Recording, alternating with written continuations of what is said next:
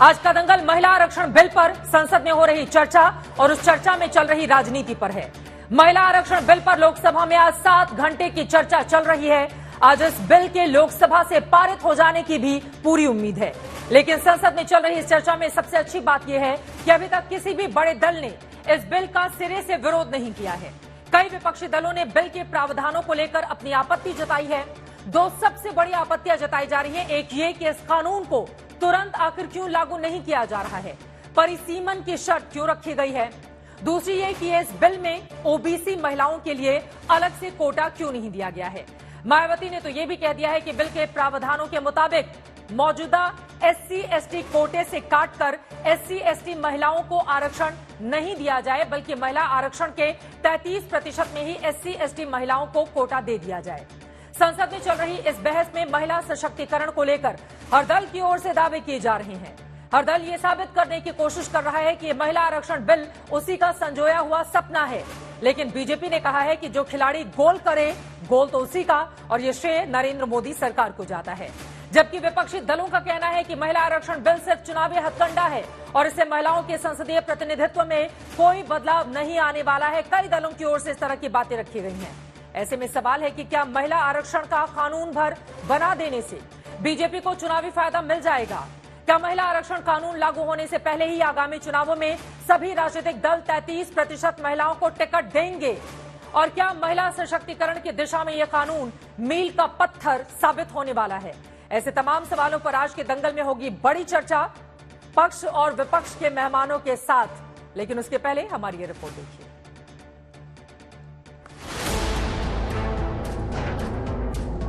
सभा पटल पर रखे जाने वाले पत्र। राजनीतिक समानता तो प्राप्त हो जाएगी, लेकिन सामाजिक और आर्थिक क्षेत्र में जो असमानता रहेगी। स्त्री के त्याग की पहचान करके ही हम लोग मनुष्यता की परीक्षा में पास हो सकते हैं। इस नए भवन में नए संकल्पों के साथ हम सबने प्रवेश किया। Women parliamentarians, Muslims and Dalits have been consistently underrepresented. Sir, मेरा यह सवाल है कि आने वाले चुनाव में यह लागू हो पाएगा कि नहीं लागू हो पाएगा। नए भारत के ऐतिहासिक विधेयक पर संसद में 7 घंटे की बहस में नेताओं के भाषण 3 चरण से गुजर रहे हैं। पहले चरण तो हर दल नारी शक्ति वंदन अधिनियम का स्वागत कर रहा है, फिर प्राचीन काल से ही अपने दल की ओर से महिला सशक्तिकरण करते आने के दावे कर रहा है, फिर उसमें कोटे के अंदर कोटा और अनसुलझी तारीख की सियासत कर रहा है। संसद में दिन भर की चर्चा में विपक्षी दलों की ओर से आपत्ति के 2 बड़े बिंदु सामने आए। पहला ये कि इस विधेयक में ओबीसी महिलाओं के लिए कोटा क्यों नहीं तय किया गया। दूसरा ये कि आरक्षण वाला कानून परिसीमन के बाद लागू करने का प्रावधान क्यों किया गया है। भारतीय राष्ट्रीय कांग्रेस की मांग है कि यह बिल फौरन अमल में लाया जाए। आप उसके ऊपर जो है कहते हैं कि 2024 से लागू कर दीजिए, तुरंत सुप्रीम कोर्ट में जाएगा और सुप्रीम कोर्ट में तुरंत स्टक डाउन हो जाएगा। ये 26 पार्टियों का जो INDI ये बना है, उसका पैनिक रिएक्शन है। भारतीय जनसंघ ने कहा था कि महिलाओं को कॉन्स्टिट्यूशनली गारंटी कीजिए। It is Mamata Banerjee, India's only female chief minister today, who is the mother of this bill. जो गोल मारता है उसी के नाम से गोल मारा जाता है, और ये माननीय प्रधानमंत्री जी का बिल है। Post dated cheque drawn from a crashing bank. That's what I felt when I saw this. इस पूरी बहस में शामिल विपक्षी दलों की ओर से महिला आरक्षण बिल का समर्थन तो किया गया, लेकिन साथ में एक-एक मांग और शर्तें जोड़ी गई। कांग्रेस ने कहा कि ये कानून तुरंत लागू होना चाहिए। जेडीयू ने कहा कि सरकार जातिगत जनगणना कराए। समाजवादी पार्टी ने कहा कि इसमें ओबीसी कोटा दिया जाए। एनसीपी ने कहा कि जनगणना का बहाना ना बनाए सरकार। टीएमसी ने कहा इसमें अल्पसंख्यक महिलाओं की बात नहीं है। डीएमके ने कहा इसमें दिव्यांग महिलाओं को कोटा दिया जाए। आज तक क्यों नहीं लागू हुआ? उसी के कारण ये कभी ओबीसी रिजर्वेशन की बात करते हैं, कोटा विद इन कोटा की बात करते हैं, राज्यसभा में जो है उसको अधिकार देने की बात करते हैं। बीएसपी अध्यक्ष मायावती ने सवाल उठाया कि 33% महिला आरक्षण के अंदर SC/ST कोटे की महिलाओं को अलग से आरक्षण दिया जाए, उससे SC/ST के लिए आरक्षित सीटों में शामिल नहीं किया जाए। 33% महिलाओं के आरक्षण के अंतर्गत SC/ST को जो आरक्षण दिया जाए तो उसे वर्तमान में लागू आरक्षण के अतिरिक्त दिया जाए। हालांकि सरकार का दावा है कि संविधान के अनुच्छेद 82, 243D और 243D के प्रावधानों की वजह से जनगणना से पहले परिसीमन नहीं हो सकता है और परिसीमन की तारीख 2026 तय है। यही वजह है कि महिला आरक्षण बिल पारित हो भी जाएगा तो उसे परिसीमन से पहले लागू नहीं किया जा सकता। आज तक ब्यूरो। इसी मुद्दे पर चर्चा करने के लिए खास मेहमान हमारे साथ जुड़ चुके हैं। उनका तारुफ आपसे करवा देती हूं। राखी राठौर जी, राष्ट्रीय प्रवक्ता भारतीय जनता पार्टी की हमारे साथ जुड़ी हुई हैं। Swagata Shah ji, spokesperson NCP Ajit Pawar गुट की हैं, हमारे साथ मौजूद हैं। आबा सिंह जी, आप वरिष्ठ वकील हैं, एक्टिविस्ट हैं, हमारे साथ जुड़ चुके हैं। सैयद असीम वकार साहब स्क्रीन पर आपको दिखाई दे रहे हैं, एआईएमआईएम के स्पोक्स पर्सन हैं। मलूक नागर जी हमारे साथ कुछ ही देर में होंगे, जो कि बीएसपी के लोकसभा के सांसद हैं। और साथ ही हमारे साथ रवि श्रीवास्तव जी, पॉलिटिकल एनालिस्ट भी जुड़ चुके हैं। आप सभी लोगों का स्वागत है। राखी जी, शुरुआत आपसे ही करते हुए, चूंकि सोनिया गांधी जी से लेकर तमाम विपक्षी सांसदों की ओर से बार बार आपकी मंशा पर शक किया जा रहा है, ये कहते हुए कि आखिर ये स्पेशल सेशन क्यों रखा गया अगर इसको बाद में ही लागू करना था। पहले 2026 के परिसीमन की बात होगी, फिर जनगणना की बात होगी, फिर आगे की राजनीति की बात होगी। तत्काल इसको लागू क्यों नहीं किया जा रहा है और ओबीसी, एससी और एसटी के लिए खास व्यवस्था करे सरकार, ये मांग की जा रही है। देखिए चित्रा जी, जिस तरह से मंशा है हमारी भारतीय जनता पार्टी की सरकार की, सेंट्रल गवर्नमेंट की, वो चाहते हैं कि एक सस्टेनेबल जो है इंप्रूवमेंट हो। सस्टेनेबल इंप्रूवमेंट इसलिए बोल रही हूँ जिससे कि कोई पेचीदगी ना हो, जो कानूनी जो भी प्रावधान है उन सबको सॉल्व करके इस पूरे जो बिल है उसको इम्प्लीमेंट किया जाए। क्योंकि हम देख रहे हैं कि 27 साल से इसको इम्प्लीमेंट करने के लगातार प्रयास हुए, अलग अलग सरकारें आई, उन्होंने इसकी कोशिश की। 2010 में तो जब कांग्रेस की यूपीए गवर्नमेंट थी, तब हम लोगों ने इसको सशर्त, बिना किसी शर्त के इनफैक्ट हमने इसको सपोर्ट किया 2010 में राज्यसभा में, लेकिन लोकसभा में 4 साल तक लेकर नहीं आए। यानी इच्छा शक्ति की कहीं ना कहीं कमी थी, जो शीला दीक्षित जी ने भी कहा, सोनिया गांधी जी ने भी उस समय ये कहा था कि हमारे पार्टी के नेता ही इसके खिलाफ थे। लेकिन आज जब मोदी जी जो कहते हैं वो करते हैं, जिस चीज का उन्होंने शिलान्यास किया उसका लोकार्पण करने का भी उनका रिकॉर्ड है, यानी जिस चीज को शुरू किया उसका अंत भी वही करते हैं। और इसीलिए जब महिला आरक्षण की बात है तो निश्चित तौर पे सारी पेचीदगियां, सारी कानूनी जो भी चीजें जरूरत है इसकी, उन सभी को सॉल्व करके निश्चित तौर पे, और आज आधी आबादी जो है वो बहुत ही उम्मीद के साथ में देख रही है और उनको विश्वास है इस बात का कि मोदी जी ने जब किसी बात की शुरुआत की है तो निश्चित तौर पे वो महिलाओं के लिए आरक्षण लेकर आएंगे। और मैं तो ये निवेदन करना चाहूंगी बाकी लोगों से भी कि पहले भी इस तरह की बात हुई, अलग अलग मुद्दों के साथ में इसको डाइवर्ट करने का प्रयास किया। आज महिलाएं देख रही है कि इतने सालों बाद जब कोई चीज बनती नजर आ रही है, तो मुझे उम्मीद है कि एज अ फीमेल ऑल्सो सभी के जो हमारे देश की जो आधी आबादी है वो सब देख रही है, वो देख रही है कि किस तरह से पार्टियां जो है इसको उलझाने का काम कर रही है। एक बार आने दीजिए। लेकिन सोनिया गांधी जी की ओर से ये भी कहा गया है, राखी जी, उनकी ओर से ये इस बात का भी जिक्र किया गया है कि दरअसल ये राजीव गांधी का सपना था और सबसे पहले अगर किसी की ओर से पहल की गई थी वही थे। वहीं असदुद्दीन ओवैसी की ओर से डिमांड की जा रही है कि मुस्लिम महिलाओं को आरक्षण अलग से दिया जाए। उनके सशक्तिकरण के लिए क्या कर रही है सरकार? और ये सिर्फ हिंदू वोट इकट्ठा करने की कोशिश है। उनकी भी बात पर जवाब दीजिए आप, फिर बाकी लोगों के पास जाती हूं। देखिए, जवाब ओवैसी जी के जवाब दिया था स्मृति ईरानी जी ने। उन्होंने बताया कि किसी अपने संविधान के अंदर धर्म के आधार पर जो है वो आरक्षण का कोई प्रोविजन नहीं है, और जब सभी महिलाएं आगे बढ़ेंगी, आज देखिए मोदी जी ने जो भी काम किए कोई जाति देख करके नहीं, कोई धर्म देख करके नहीं किए, सभी काम सभी के लिए। ना कभी हमने हमेशा सबका साथ सबका विकास के ध्येय के साथ में काम करने का प्रयास किया। सोनिया गांधी जी जब बात करी, देखिए मैं ये कहूं कि अगर किसी ने ये कहा कि चांद पे जाकर के घर बसाना है तो सिर्फ कहने से कुछ नहीं होता। जो इंप्लीमेंट करेगा, जो एक्चुअली जहां जाकर बस जाएगा, उसी को क्रेडिट जाएगा ना। कई बार प्रयास हुए, 5 बार अटल बिहारी वाजपेयी जी के गवर्नमेंट में, लेकिन जो कंप्लीट करेगा उसी के पास, जो श्रेय की बात नहीं है। तो हमारा काम है, ना तेरा ना मेरा। मैं तो ये कहना चाहूंगी हम महिलाओं का काम है और हम सबको आगे बढ़कर, मतलब आप ये कहना चाहती हैं कि जो अटल बिहारी वाजपेयी नहीं कर पाए वो नरेंद्र मोदी इस वक्त मौजूदा वक्त में कर रहे हैं। आपकी बातों से समझ में आ गया है और पुरानी सरकार को लेकर भी आपने तमाम बातें कही हैं। लेकिन सैयद असीम वकार साहब, आपके पास आते हुए, अब इसमें भी महिला आरक्षण में भी हिंदू मुसलमान कहां से आ गया? कैसे लगता है कि हिंदुओं का वोट बटोरने के लिए बीजेपी आरक्षण बिल लाई है?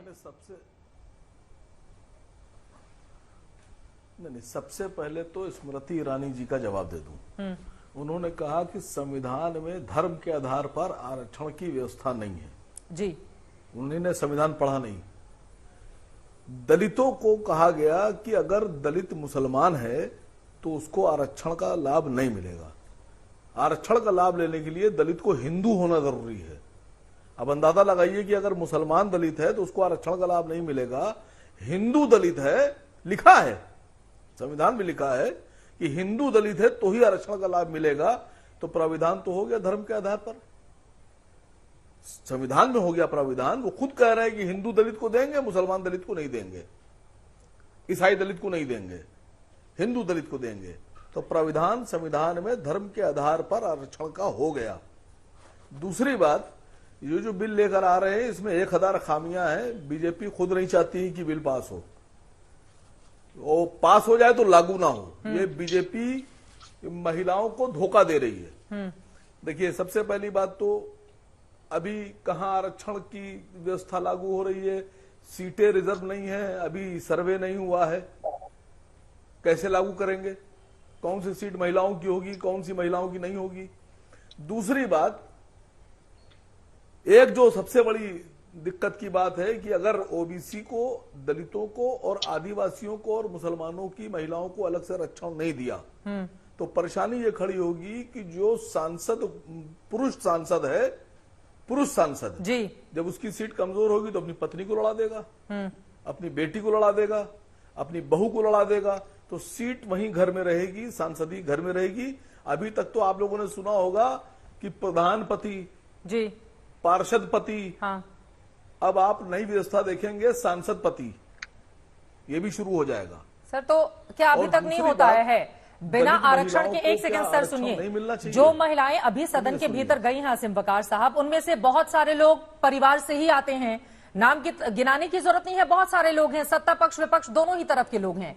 तो अभी तक ये व्यवस्था रही है, लेकिन महिलाओं का प्रतिनिधित्व अगर ज्यादा बढ़ेगा तो उससे सशक्तिकरण की दिशा में महिलाओं के लिए भेदभाव क्यों होता रहे? 40 देश ऐसे हैं जहां पर लागू है आरक्षण अलग अलग संसद में, हिंदुस्तान में लागू नहीं है, और महिलाओं के प्रतिनिधित्व के मामले में 198 देशों में से 148वें स्थान पर है हिंदुस्तान। तो महिलाओं को शक्ति देने की दिशा में काम अगर किया जा रहा है तो फिर उसका विरोध क्यों, हिंदू मुसलमान कहकर? हम तो ये कह रहे हैं कि उत्तर प्रदेश की मुख्यमंत्री महिला बना दीजिए बीजेपी की तरफ से, और देश का राष्ट्रपति भी बना दीजिए, देश का प्रधानमंत्री भी महिला को बना दीजिए। राष्ट्रपति हम कहां खिलाफ हैं जी? अभी आप उत्तर प्रदेश में मुख्यमंत्री की बात कीजिए, महिला मुख्यमंत्री की, तो अभी आप विरोध करने लगेंगे बीजेपी वाले। अभी देश के बीजेपी की तरफ से प्रधानमंत्री की अगर मैं कहूं स्मृति ईरानी जी को बना दीजिए प्रधानमंत्री, तो अभी देखिए विरोध शुरू हो जाएगा। हम कहां विरोध में हैं, हम तो कह रहे स्मृति ईरानी जी को बना दीजिए। लेकिन आप नहीं मानेंगे मेरी बात को। बात समझिए, इस वक्त लोकसभा में 27 मुस्लिम सांसद हैं, कुल 27, उसमें सिर्फ 3 मुस्लिम महिलाएं हैं, और राज्यसभा में जो मुस्लिम महिलाएं जो राज्यसभा में हैं वो 2 हैं। अब आप ये बता दीजिए कि अगर आप महिलाओं के अधिकारों की बात कर रहे हैं, मैं कह रहा हूं एक पूरा डाटा जारी कीजिए। ठीक है, ओके, कितनी महिलाएं लोकसभा में हाँ। ओबीसी बिरादरी से आती हैं, दलित बिरादरी से आती हैं, बाकी लोगों की भी मैं टिप्पणी ले लेती हूँ। मुझे लगता है राखी जी पहले आप इस पर बोल दीजिए, फिर बाकी लोगों के पास में लाभ दे रहे हैं। ठीक है, तो ये भी देखा जाएगा ना कि अलग अलग पार्टियों में महिलाओं का प्रतिनिधित्व किसमें सबसे ज्यादा है, उसके बारे में मैं आगे चर्चा करूंगी, क्योंकि महिलाओं को प्रतिनिधित्व देने के मामले में सबसे नंबर 1 टीएमसी है। पश्चिम बंगाल से सबसे ज्यादा महिला सांसद आती हैं। बाकी पार्टियों में इस तरह की स्थिति आखिर क्यों नजर नहीं आती? आपसे भी सवाल होगा आसिम बकार जी, लेकिन उसके पहले जो उन्होंने सवाल उठाया उस पर जवाब दीजिए राखी जी। देखिए, जिस तरह के सवाल है, एक ऐसी पार्टी क्वेश्चन उठा रही है महिला आरक्षण बिल पर जिस पार्टी ने कभी महिलाओं को आगे आने का काम नहीं किया। ट्रिपल तलाक की जब बात की तब यही लोग कहते थे कि यह असंभव है। जब धारा 370 की भी बात की तो इन्होंने कहा कि ये पॉसिबल नहीं हो पाएगा। वैक्सीन के नाम पे भी इसी तरह का इनको डाउट क्रिएट किया था, लेकिन देखिए मोदी जी ने जब स्टार्ट किया है तो निश्चित तौर पे उसे खत्म भी करेंगे, और महिलाओं को जब आगे बढ़ने का काम होगा तो ऐसी आवाजें लगातार आएंगी। और मुझे पूरी उम्मीद है कि आज सभी मिलकर के इस पूरे बिल को जो है वो पास करेंगे, जिससे महिलाओं को उनका अधिकार मिल सके, क्योंकि इतने सालों के इंतजार के बाद में इस तरह की पेचीदगियां। और आप बताइए मुझे कि कब ऐसा हुआ कि सरकार कोई भी एक देश के विकास के लिए कोई प्रोविजन लेकर आई और अपोजिशन नहीं हुआ? अपोजिशन हर बार हुआ है, लेकिन इस बार मुझे लगता है कि जिस तरह से ठान लिया आदरणीय मोदी जी ने कल के दिन, जबकि गणेश चतुर्थी का दिन था, जिस तरह से एक शुरुआत हुई है, निश्चित तौर पे आगे चल के हम इसको इंप्लीमेंट करेंगे। और इंप्लीमेंट करने के लिए जो समय लग रहा है उसकी बार बार डाउट्स क्रिएट कर रहे हैं। देखिए, मैं बार बार इस बात को बताऊंगी कि जो कानूनी पेचीदगियां हैं, जितने भी प्रॉब्लम्स हैं, उसको सॉल्व करते हुए हम चाहते हैं कि जो चीजें लेकर आए वो सस्टेन करें, कहीं पे अटक ना जाए। हम सिर्फ ये नहीं चाहते कि टोकन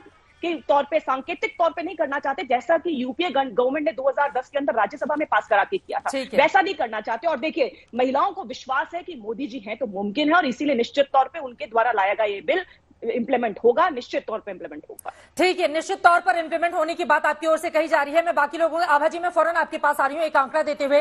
अलग अलग राज्यों के हिसाब से अगर महिलाओं के प्रतिनिधित्व की हम बात करें तो 12 महिला सांसद आती हैं पश्चिम बंगाल से, जिनमें से 10 हैं ममता बनर्जी की पार्टी से, 2 बीजेपी से। अगर उत्तर प्रदेश की बात करें, यहां से 11 आती हैं, बीजेपी की 8, अपना दल की 1, बीएसपी की 1, इस तरह से यहां पर, और एक कांग्रेस पार्टी से सोनिया गांधी जी, और अभी हाल ही में डिंपल यादव जी ने समाजवादी पार्टी से जीत दर्ज की है। इस तरह से अलग अलग राज्यों का आंकड़ा इस वक्त मैं देख रही हूं। प्रतिनिधित्व के मामले में कहीं पर भी स्थिति राज्यों की ऐसी नहीं है कि बढ़ा चढ़ाकर एक बड़ा एग्जाम्पल सेट किया जा सके। तो क्या भाजी, आपसे ये मेरा सवाल है कि पार्टियों के पास ये मौका था, 33% रिजर्वेशन जब भी आए, लेकिन उसके पहले कम से कम आप बड़े बड़े चेहरों को आगे करके कमजोर महिलाओं को, जिनके सशक्तिकरण की आप बात करते हैं, या फिर ओबीसी, एससी, एसटी, मुसलमान, जिसका भी जिक्र होता है, उनको आप टिकट दें, ज्यादा से ज्यादा प्रतिनिधित्व करें। ऐसा करने के मामले में तो पार्टियों की लिस्ट मेरे पास जो सामने रखी है, इसमें नजर नहीं आता है।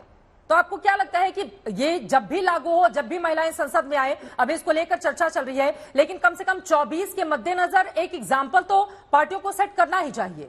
आभा सिंह जी, बहुत बहुत सही बात आपने कही कि आपने 2029 का तो आपने एक दिखा दिया झुंझुना कि हाँ इंतजार करो, हम आपको रिजर्वेशन दे रहे हैं, पहले हमको वोट करो।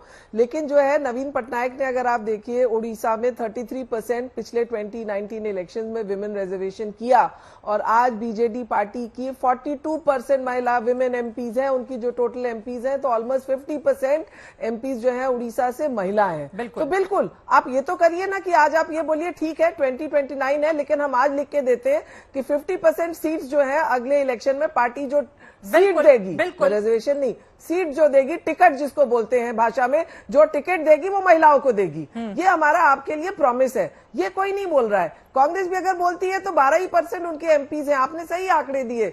और मायावती जी बात करती हैं, वो भी मुख्यमंत्री रही, मायावती जी ने उस वक्त क्यों नहीं वहां पे 33% रिजर्वेशन दे दिया। ये सब लोग कुर्सी पे बैठते हैं लेकिन कोई देता नहीं है। बिल्कुल नवीन पटनायक और ममता बनर्जी ने जो रास्ता दिखाया वो क्यों बाकी मुख्यमंत्री नहीं दिखा सकते थे।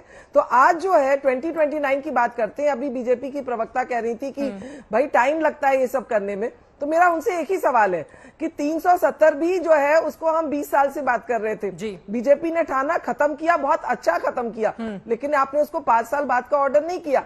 आपने जिस दिन पार्लियामेंट में लाए आपने उसी दिन से खत्म किया। लेकिन तो अगर आप एक्चुअली ये भी कहेगी ना कि मौजूदा संसद में अगर 78% जी, अगर 78 वहां पर महिला सांसद हैं, तो उनमें सबसे ज्यादा तादाद की अगर हम बात करें देश भर से, तो उसमें बीजेपी बाजी मार ले जाती है।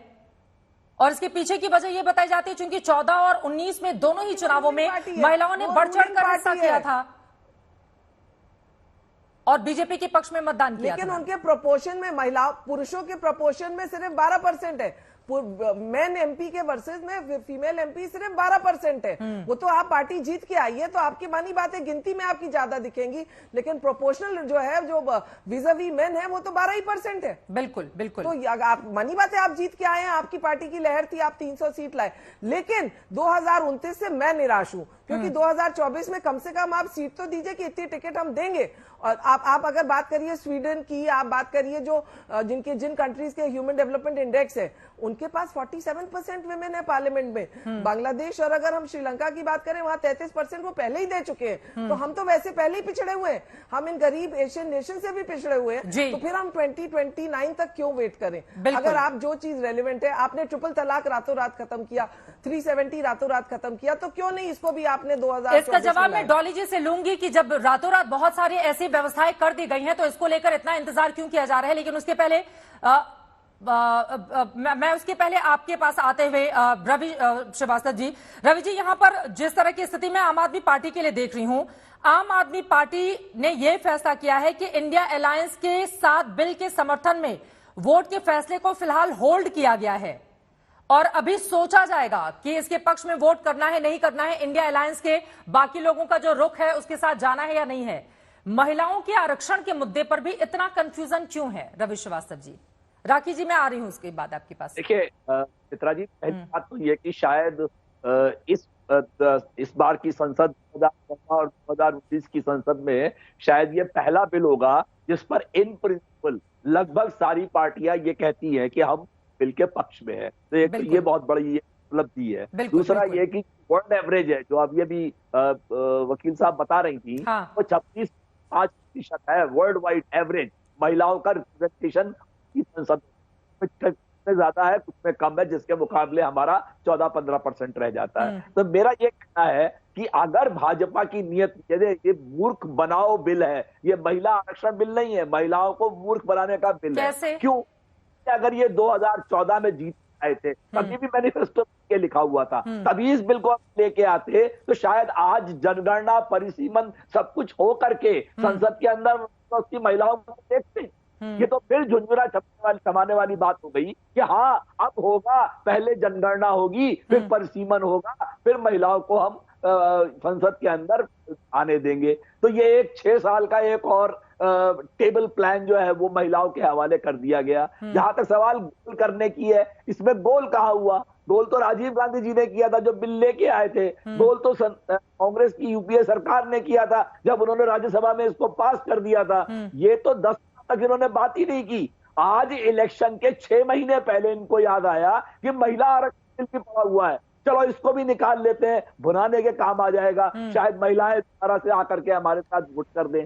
तो ये चीज जो है ना, इसमें ये जो मांग की जा रही है कि इसमें कोटा में कोटा होना चाहिए और SC/ST होना चाहिए, 1952 से 2004 तक संसद में सिर्फ 8 मुस्लिम महिलाएं आई, केवल 8।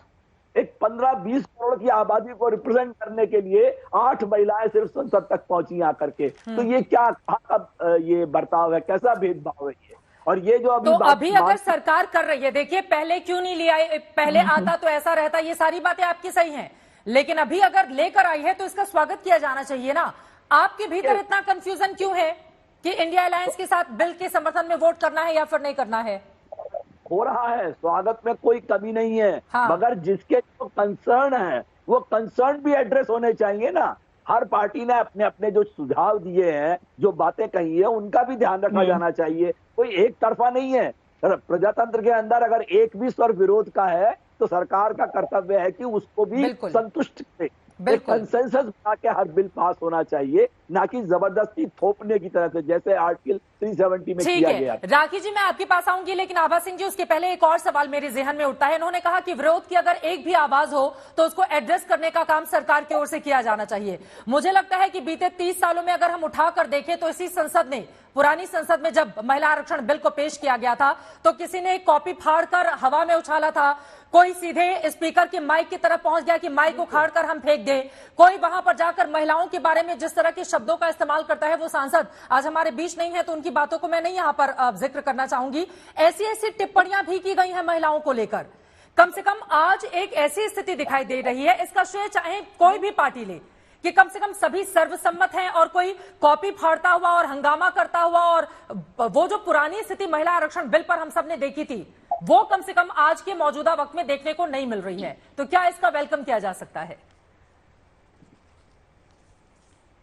देखिए, आज इसलिए नहीं मिल रही है क्योंकि आज सोशल मीडिया, अगर वो होते शरद यादव जी और वो इस तरह से, मुझे उनका नाम तक याद है कि किस बेदर्दी से उन्होंने विमेन बिल फाड़ा था, उसका दर्द आज भी मुझको है। मुलायम सिंह यादव जी ने जिस तरह परकटी महिलाओं को बोला पावर मिल जाएंगे, उसका दर्द मुझे आज भी है। आज अगर सोशल मीडिया होता तो इनको जवाब देना पड़ता। इसलिए आज ये लोग चुप है क्योंकि महिला आज जो है एक स्ट्रांग वोटर बन के उभरी है।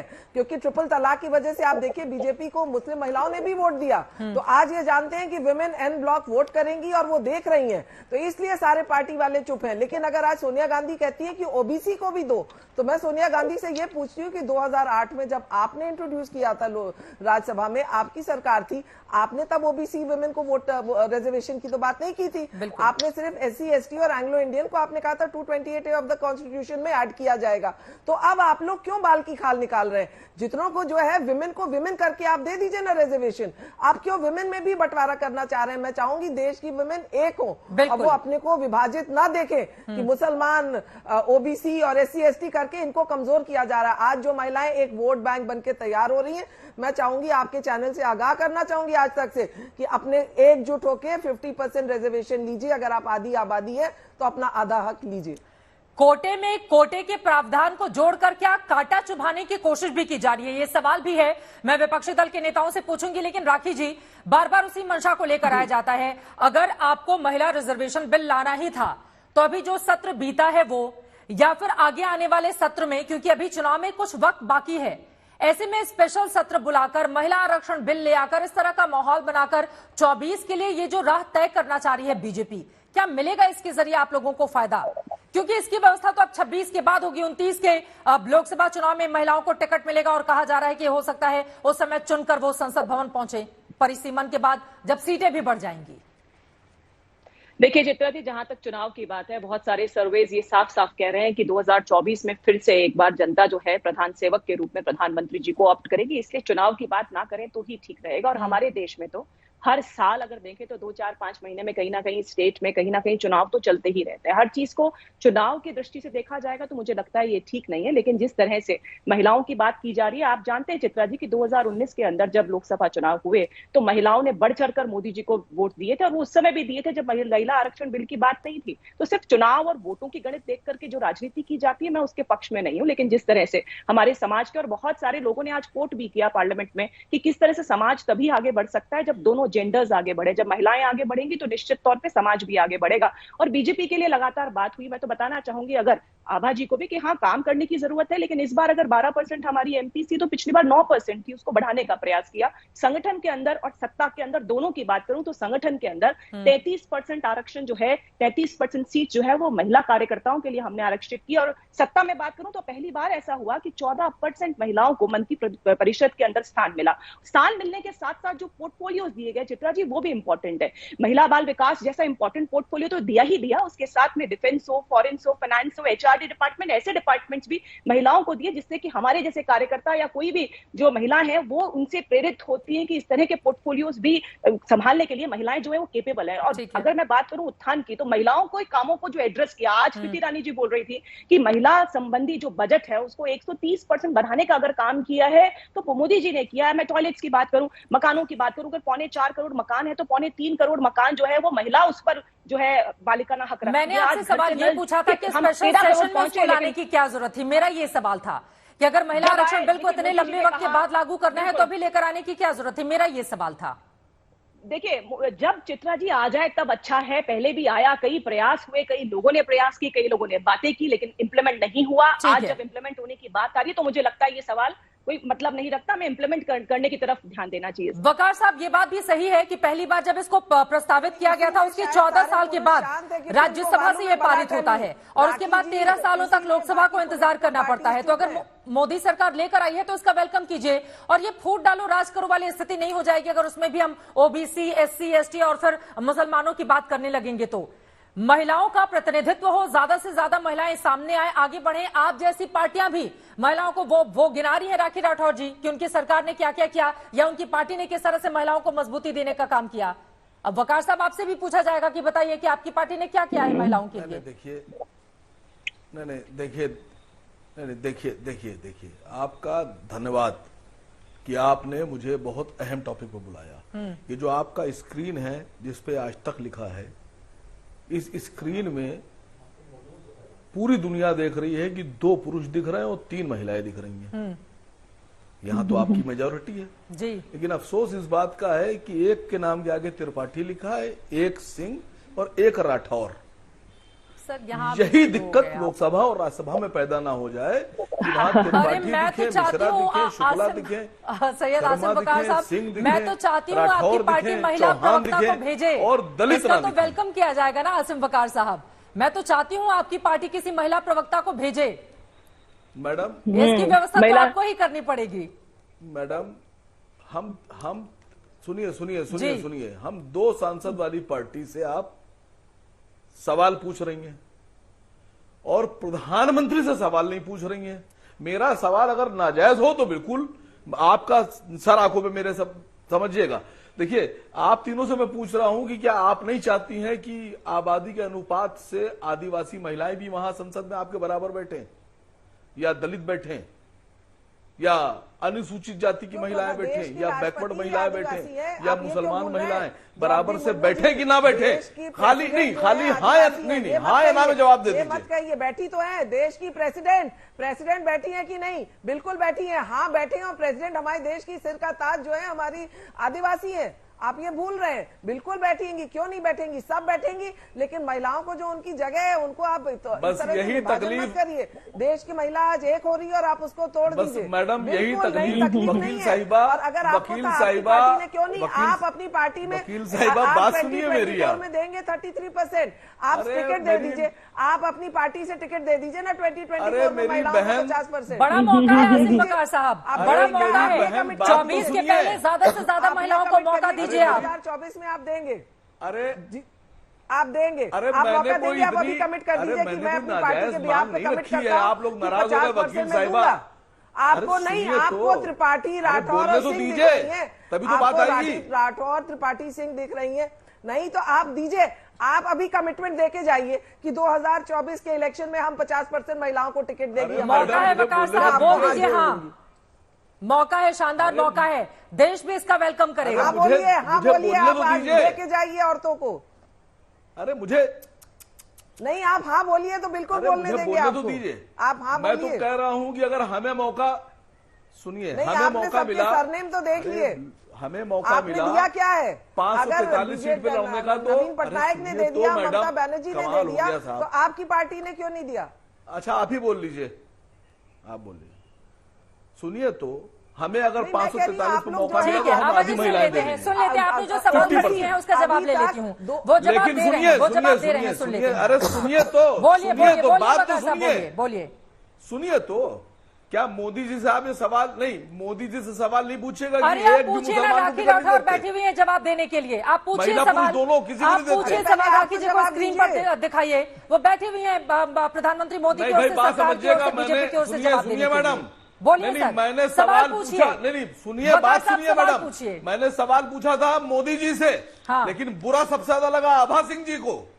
सवाल मैं पूछ रहा हूँ सरकार से, बुरा मांग रही है आभा सिंह जी। राखी राठौर जी बोलिए, बीजेपी प्रवक्ता के पास जवाब नहीं, आप पूछिए सर, मोदी जी तो यहाँ पे बोल नहीं सकते, स्क्रीन पे तो आप हैं, स्क्रीन पर आप हैं, आप बता दीजिए आप देंगे हमको 50% सीट की नहीं? बोलिए वकार साहब। स्क्रीन पे आप हैं, आप आज मैडम मैं देने पर राजी हूं। मोदी जी से एक बार पूछिए कि मुसलमानों को टिकट देंगे नहीं देंगे, ये सवाल पूछिए। सवाल तो वाजिब है राखी जी, देते हैं। हाँ राखी राठौर जी, सवाल तो वाजिब है, वो पूछ रहे हैं मुसलमानों को टिकट क्यों नहीं देती है बीजेपी? सवाल ये मोदी जी से सवाल ये पूछिए कि मुसलमानों को टिकट क्यों नहीं देते हैं। ठीक है, पूछ रही हूँ राखी राठौर से वकार साहब, वो उनका सवाल मैं रिपीट कर देती हूँ, वरना वो कहेंगे कि सवाल नहीं पूछा जाता है। वो पूछ रहे हैं कि मोदी जी मुसलमानों को सवाल भी नहीं है। सर बोलने तो दीजिए, बोलने तो दीजिए वकार साहब, बोलने तो दीजिए। स्क्रीन पर तो सोनिया गांधी भी नहीं है। वकार साहब बोलने तो दीजिए। वो पूछ रहे हैं कि बीजेपी मोदी सरकार मुसलमानों को टिकट देगी या नहीं देगी। राखी राठौर जी देखिए, मोदी जी ने हमेशा ये डिवाइड एंड रूल वाला पॉलिसी कभी भारतीय जनता पार्टी नहीं अपनाती, सबका साथ सबका विकास का पॉलिसी से काम करती है। हम लोग नहीं, आप मेरी बात सुनिए वकार जी, आप में अगर महिला की बात होती तो आज डिबेट के अंदर आपकी प्रवक्ता महिला होती। आपकी टीम में, आपकी जो पार्टी है उसमें कितनी महिलाएं हैं ये बताइए ना जरा दर्शकों को, आपकी कितना आप सपोर्ट करते हैं महिलाओं को। 3 तलाक की बात आई थी तब आप अपोज कर रहे थे इस बात को, तो इस तरह की बातें मत करो। जनता सब जानती है और महिलाएं भी जानती है कि कितना आप सपोर्ट करते हैं महिलाओं को। इसलिए प्लीज परेशान नहीं हो रहे, क्योंकि जो महिलाओं को सपोर्ट करते हैं वो महिलाओं की डिबेट में आकर हमको बोलेंगे क्या करना है। अगर हम कर रहे हैं मैडम, क्या मुसलमान आगे लेके जाना चाहते हैं महिलाओं को, तो आपको समस्या होगी। ऐसा कभी नहीं हुआ, ऐसा डिवाइडेड रूल कभी नहीं किया। अगर 3.25 करोड़ महिलाएं जो है मालिकाना हक रखती है तो उसमें मुस्लिम और हिंदू का नहीं देखा हमने। दलित महिलाओं को, ओबीसी महिलाओं को, आदिवासी महिलाओं को आप महिला नहीं मानती हैं। आप एक ऐसी पार्टी के लोग जो महिलाओं को कभी आगे लाते नहीं है। आपकी टीम में कोई महिला नहीं है और आप बात करते हैं महिलाओं के अधिकार की। आप किस मुंह से बात करते हैं? आपने कभी अपनी पार्टी के अंदर किया क्या काम ऐसा? बीपी नहीं बढ़ा, बीपी बढ़ेगा क्योंकि अब अरे आपका एक एक करके 3 लोग बोलेंगे, समझ नहीं आएगा। सिर्फ एक रवि जी और मैं 2 ही लोग चुप है। प्लीज एक एक करके अपनी बात रखेंगे। आज लग रहा है वकार साहब आप फंस गए हैं। वकार साहब आज लग रहा है आप फंस गए हैं। देखिए ऐसा बहुत कम मौका आता है, आप हमेशा हावी रहते हैं, लेकिन आज लग रहा है कि आप फंस गए हैं। जब कमेंट आएंगे तब मालूम पड़ेगा कौन फंसा कौन नहीं फंसा। आप तो उनको जो है राजीव गांधी पे प्रेशर डाल के महिला मेंटेनेंस बिल भी निकाल दिया। मुस्लिम महिलाओं को आप इंटरिम मेंटेनेंस भी नहीं देना चाहते। जो बिल आया था महिलाओं को मेंटेनेंस देने का, वो तक आपने कांग्रेस से वापस करा दिया। आपने इतना प्रेशर डाला उनपे। ठीक है, ओके, मैं रवि जी से एक जवाब ले लेती हूँ। ठीक है वकार साहब, मैं आऊंगी क्योंकि बार बार पूछा जा रहा है आपकी। वकार साहब मेरी बात सुनिए। वकार साहब आप बीजेपी की सपोर्टर हैं, इस बात को एक्सेप्ट कर लीजिए। देना चाहते। अरे वो महिला की सपोर्ट है, क्या बात करेंगे? मैंने कहा ना, आप वकील साहिबा एक्सेप्ट कर लीजिए कि आप बीजेपी की सपोर्टर हैं। वो समझते हैं कि जनता का विकास कौन करेगा, देश की महिलाओं को। वकील साहिबा बीजेपी की सपोर्टर हैं आप। चलिए एक एक करके अपनी बात रखेंगे। रवि जी ने बहुत देर से अपनी बातें रखी है। एक बार मैं सीधे उनके पास जाते हुए, वकार साहब प्लीज देख लीजिए, उनका अपना एक पक्ष है और उनके पक्ष का भी स्वागत है, ठीक है। लेकिन वकार साहब ये तो पूछा जाएगा ना कि आपकी ओर से भी महिला प्रवक्ता स्क्रीन पर कब नजर आएंगी? जो सवाल पूछा है राखी जी ने, वो सवाल तो वाजिब है ना, इसका जवाब आप आगे दीजिएगा। लेकिन रवि श्रीवास्तव जी, एक सवाल मैं आपसे करना चाहूंगी। यहाँ पर बार बार जो मुद्दा उठाया जा रहा है ओबीसी का, एससी का, एसटी का, SC/ST को लेकर तो प्रावधान उसमें किया गया है, हालांकि मायावती जी की ओर से उसमें भी कुछ क्वेश्चन किए गए हैं। लेकिन ओबीसी को लेकर जो बार बार विपक्षी दलों की ओर से मुद्दा उठाया जा रहा है कि इसमें शामिल कीजिए, क्यों नहीं शामिल किया गया, उनकी आवाज को दबाया जा रहा है। तो इसके पहले जब कांग्रेस की सरकार लेकर आई थी, उस समय भी ओबीसी का प्रावधान उसमें नहीं था। तो अगर आपने किया होता तो आज अगर आप आवाज उठाते तो उसको मजबूती मिलती, लेकिन पहले आपने नहीं किया। अब इनसे वो उम्मीद भी इन्हीं से आपको पूरी करवानी है। समय 2010 में ये बिल राज्यसभा से पास हुआ था। बिल्कुल उस समय जनगणना, परिसीमन और ये सारी चीजें तो सरकार आज लेकर के बिल में आई है। तो मेरा ये कहना है कि इसमें आपत्ति किस बात की है? अगर जो चीज जो 33% महिलाओं का आरक्षण की बात है तो इन प्रिंसिपल एग्रीड है। अगर वो ओबीसी है या एससी है, एसटी है, आदिवासी है या माइनॉरिटी से आती है, तो उसमें आपत्ति कहाँ है? 33% आने तो दीजिए पहले संसद के अंदर, तो सबसे अच्छी बात है। पहले बिल पास करिए और ये सारे प्रावधानों के साथ बिल पास करिए ताकि आगे इसमें कोई स्कोप ना बचे इसको विरोध करने का। और अगर मोदी को ये करना होता तो वो 2014 से चालू करके आज तक संसद के अंदर 180 महिलाएं। सर तो फिर वो बीजेपी पलट कर ये सवाल पूछ रही है ना कि आपको बार बार 14 दिखाई दे रहा है। 70 सालों तक देश में किसकी सरकार थी और महिलाओं को राजनीति में प्रतिनिधित्व की बात तो संविधान सभा की बैठकों से ही शुरू हो गई थी, आजादी की बात से ही शुरू हो गई थी। सर इतिहास को अगर हम पढ़ेंगे तो हम देखेंगे कि कितनी ही महिलाओं ने राजनीति में महिलाओं की भागीदारी बराबर हो इसको लेकर अपनी आवाज मुखर की थी, लेकिन किसी ने भी नहीं समझा। कई बार कांग्रेस की भी अपने बलबूते मजबूत सरकार रही देश में, क्यों नहीं महिलाओं को आरक्षण उस समय दे दिया गया? ऐसा तो है नहीं कि ये पहले आज की डिमांड है। ये अभी हाल की कांग्रेस की जो सरकारें थी, चाहे 2004 की हो चाहे 2009 की हो, वो दोनों ही अल्पसंख्यक सरकारें थी।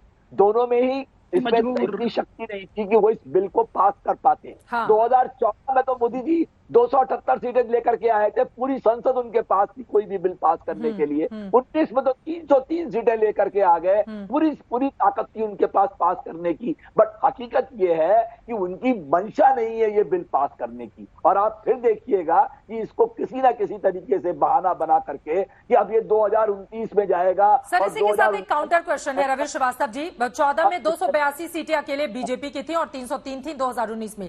काउंटर क्वेश्चन मेरा ये है कि अगर बीजेपी को महिला आरक्षण बिल के जरिए चुनावी लाभ लेना रहता तो 14 की बात कम से कम 2019 के पहले ही लेकर आती। वो 2019 के पहले भी संकट की स्थिति तो थी, ऐसा था नहीं कि बिल्कुल मोदी सरकार वापसी करने वाली है। बहुत सारे मुद्दे हैं जो आप लोगों की ओर से उठाए गए थे, तो उस समय 2019 में भी तो लेकर नहीं आई।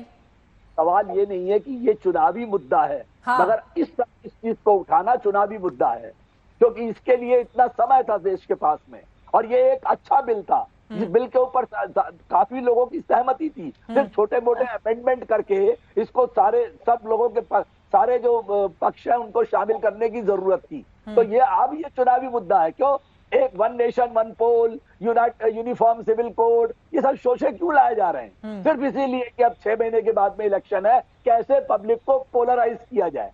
कैसे पब्लिक को बांटा जाए। तो ये उस दिशा में ये एक शुरुआत है, इसलिए इसका कोई मतलब इस समय नहीं है। ये जबरदस्ती रातों रात उठा के लाया हुआ एक बिल है और जिससे जनता को सिर्फ, मैं महिलाओं को विशेष रूप से कहूंगा, मूर्ख बनाने की कोशिश की जा रही है। आभा जी वो कह रहे हैं कि महिलाओं को मूर्ख बनाने की कोशिश की जा रही है। आप हाथ भी उठा रही थी, उसके बाद राखी जी मैं आ रही हूँ आपके पास।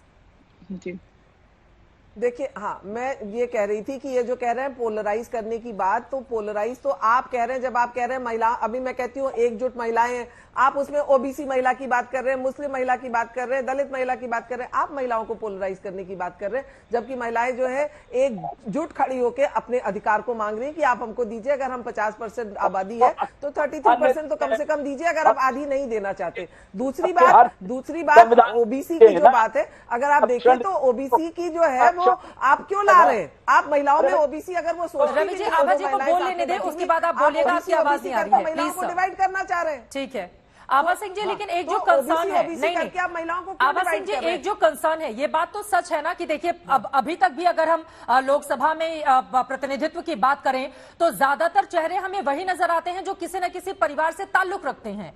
टिकट भी उनको, मैं ये नहीं कह रही हूं कि सभी के साथ ये स्थिति है, लेकिन कई परिवार के लोग उसमें हैं जो जिनकी बेटियां हैं, पत्नी है, या अलग अलग रूपों में वो लोग हैं। तो ये एक डर की बात तो है ही कि जो कमजोर महिलाएं हैं उनका प्रतिनिधित्व इस 33% के जरिए बढ़ेगा या नहीं बढ़ेगा, ये सवाल तो वाजिब है। देखिए, एक सवाल और रवि जी से मैं कहूंगी, कांग्रेस की इनकी सरकार 5 साल राजस्थान में रही, नवीन पटनायक से एग्जाम्पल लेके इन्होंने क्यों नहीं 33% सीट्स टिकट दे देते तो महिलाएं होती वहां पे। मैं पहली चीज यही सबसे कह रही हूं कि अगर आपको महिलाओं के लिए सच में आपको कोई सिंपैथी है।